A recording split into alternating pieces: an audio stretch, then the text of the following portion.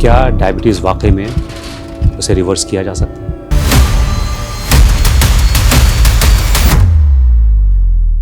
In certain patients, it is reversible. कैसे होती है सर्जरी और क्या होता है इसमें? तो स्टमक को छोटा सा ट्यूब में फैशन किया जाता है और वो जो ट्यूब को डायरेक्टली स्मॉल इंटेस्टाइन को कनेक्ट किया जाता है.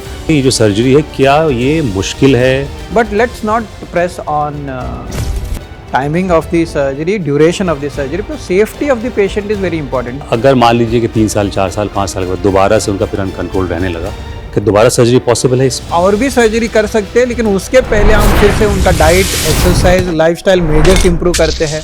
डॉक्टर साहब इस सर्जरी के कोई साइड इफेक्ट्स भी हैं? Every medicine has a side effect. There is no surgery without any complications और कॉन्सिक्वेंसेस.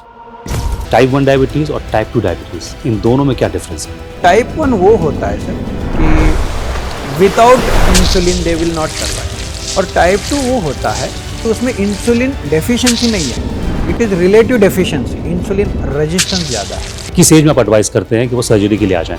एज और duration of diabetes is important. ये वो भी दावा करते हैं कि स्टेम सेल थेरेपी से भी डायबिटीज़ रिवर्सल हो सकता है या एक लेवल तक कंट्रोल हो सकता है. जहाँ तक मेरी नॉलेज है कोई कॉन्क्रीट एविडेंस नहीं है, तो लेट मी बी फ्रैंक कि currently we don't have any evidence to this. AIIMS के अलावा ये सर्जरी कहीं और हो रही है इंडिया में? ये uncontrolled diabetes as an indication for surgery, metabolic surgery मेरे नॉलेज में उतना नहीं है.